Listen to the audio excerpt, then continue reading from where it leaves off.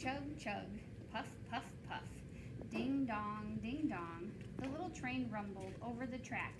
She was a happy little train, for she had such a jolly load to carry. Her cars were filled full of good things for boys and girls. There were toy animals, giraffes with long necks, teddy bears with almost no necks at all, and even a baby elephant. Then there were dolls, dolls with blue eyes and yellow curls, dolls with brown eyes and brown bobbed heads, and the funniest little toy clown you ever saw.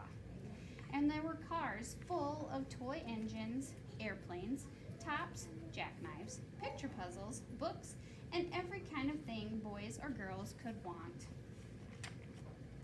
The little train was carrying all these wonderful things to the good little boys and girls on the other side of the mountain. She puffed along merrily. Then all of a sudden she stopped with a jerk. She simply could not go another inch. She tried and she tried, but her wheels would not turn. What were all those good little boys and girls on the other side of the mountain going to do without the wonderful toys to play with and the good food to eat? "Here comes a shiny new engine," said the funny little clown who jumped out of the train. "Let us ask him to help us." So all the dolls and toys cried out together. "Please, shiny new engine, won't you please pull our train over the mountain? Our engine has broken down, and the boys and girls on the other side won't have any toys to play with or good food to eat unless you help us." But the shiny new engine snorted. "I pull you? I am a passenger engine. I have just carried a fine big train over the mountain with more cars than you ever dreamed of. My train had sleeping cars with comfortable berths, a dining car where waiters bring whatever hungry people want to eat, and parlor cars in which people sit in soft armchairs and look out the big plate glass windows. I pull the likes of you? Indeed not." And off he steamed to the roadhouse, where engines live when they are not busy. "How sad," said the little train, and all the dolls and toys felt. Then the little clown called out, "The passenger engine is not the only one in the world.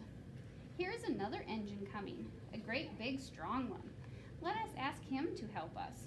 The little toy clown waved his flag, and the big strong engine came to a stop. "Please, oh please, big engine," cried all the dolls and toys together. "Won't you please pull our train over the mountain? Our engine has broken down, and the good little boys and girls on the other side won't have any toys to play with or good food to eat unless you help us." But the big, strong engine bellowed, "I am a freight engine. I have just pulled a big train loaded with big machines over the mountain. These machines print books and newspapers for grown-ups to read. I am a very important engine indeed. I won't pull the likes of you." And the freight engine puffed off indignantly to the roadhouse. The little train and all the dolls and toys were very sad. "Cheer up," cried the little toy clown. "The freight engine is not the only one in the world. Here comes another. He looks very old and tired, but our train is so little, perhaps he can help us." So the little toy clown waved his flag, and the dingy, rusty old engine stopped. "Please, kind engine," cried all the dolls and toys together, "won't you please pull our train over the mountain? Our engine has broken down, and the boys and girls on the other side won't have any toys to play with or good food to eat unless you help us." But the rusty old engine sighed. "I am so tired. I must rest my weary wheels. I cannot pull even so little a train as yours over the mountain. I cannot, I cannot, I cannot." And off he rumbled to the roadhouse chugging, "I cannot, I cannot, I cannot." Then indeed the little train was very, very sad, and the dolls and toys were ready to cry. But the little clown called out, "Here is another engine coming, a little blue engine, a very little one. Maybe she will help us."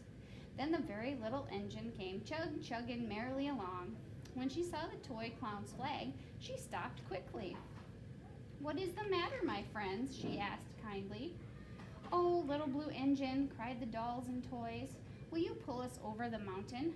our engine has broken down, and the good boys and girls on the other side won't have any toys to play with or good food to eat unless you help us.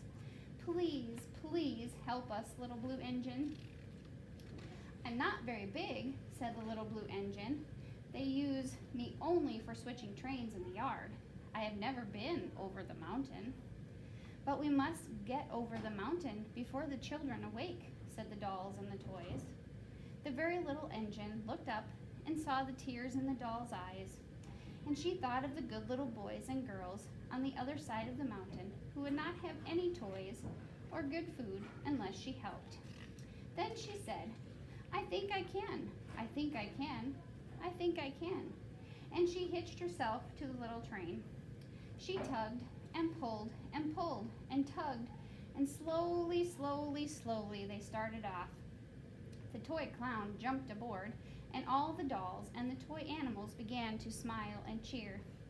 Puff, puff, chug, chug, went the little blue engine. "I think I can. I think I can. I think I can. I think I can. I think I can. I think I can. I think I can. I think I can. I think I can." Up, up, up. Faster and faster and faster and faster the little engine climbed, until at last they reached the top of the mountain. Down in the valley lay the city. "Hooray, hooray!" cried the funny little clown and all the dolls and toys. "The good little boys and girls in the city will be happy because you helped us, kind little blue engine."